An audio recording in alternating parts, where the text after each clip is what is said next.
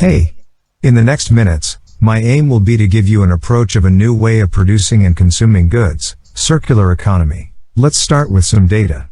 We all have listened about global warming. But did you know that we're releasing the heat equivalent to 4 atomic bombs every second? Within the next half century, in summer, there will not be ice in the Arctic Pole. This will lead to notable rises in the sea level, up to 1 meter by the end of the century as estimated by United Nations, which can be catastrophic for the environment in some low cities such as New York, Valencia or Hong Kong. As you can see, this will be Amsterdam by the year 2100, nearly drowned by 100%. It's not strange that experts are starting to talk about climatic refugees. Well, you may feel really sad after hearing all this stuff. But the matter is, what is circular economy and how can we use it to save our future? Let's take mobile phones production as an example. Nowadays, as you will know, we extract the raw materials, mainly metals, refine them, transform them into little pieces and assemble them to create this gadget. Then, we use it until its life ends and we throw it away, creating residues. Each of these steps individually pollutes the environment, liberating gases such as CO2, and the energy used in the process is created through a system that pollutes too. Moreover, each step creates even more residues, and this process is repeating once and once again, causing other problems, such as raw material shortage. That is to say, we extract, refine, transform, assemble, use, throw and repeat the process, polluting constantly. This is the real problem, the villain, and it's called lineal economy. We are extracting 60.000 million of tons of raw materials every year, half of which won't regenerate, lost forever, and we are creating 2.000 million tons of residues per year. Recycling helps, but it's not enough. What if we think about a new way of producing and using mobile phones? What if we start to create mobile phones that can last forever? If everyone had a mobile phone with unlimited duration, this whole process would be notably slowed down, reducing material shortage, production costs and, obviously, pollution. And you will say, well, but companies need to carry on earning money, they will need to keep selling mobile phones. That's the key point. If we want this system to success, we will have to get used to renting instead of buying.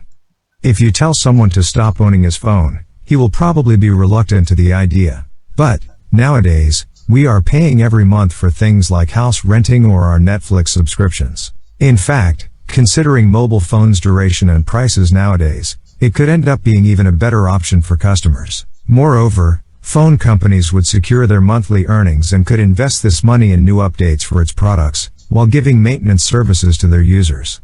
That is to say, if phone companies started to rent their products, they would reduce important costs but continue to earn money constantly. On the other hand, we would get a forever durable mobile phone which is repaired and updated periodically by the company, making this a never-ending circular process. All of this, while reducing CO2 emission up to 70% and urban residues up to 65% by 2030, some studies say. It sounds well, doesn't it? But what do we need in order to implement this system? It's obvious that this change is impossible to establish from one day to another. We will need to convince companies, which will have to change the way they product mobile phones, even the materials they use. In fact, they could use materials whose residues could be retransformed in new products. They will have to forget programmed obsolescence and design products which are easy to repair and update. On the other hand, they will save mobile production costs, due to the fact that their main goal now will be creating new update pieces. On the other hand, we need to convince society as a whole that this is the way to save our future, changing our mindsets and beliefs in order to change the world.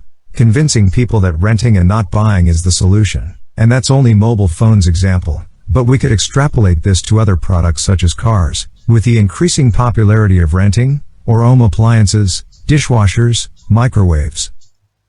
In the real world, we find lots of examples of businesses and institutions which are willing to implement this kind of initiatives. On the one hand we have the EU, which has created an action plan for circular economy, investing millions of euros inside the continent. On the other hand, we find Repsol, a well-known company which is putting the focus in renewable energies while using alternative raw materials with residual origins.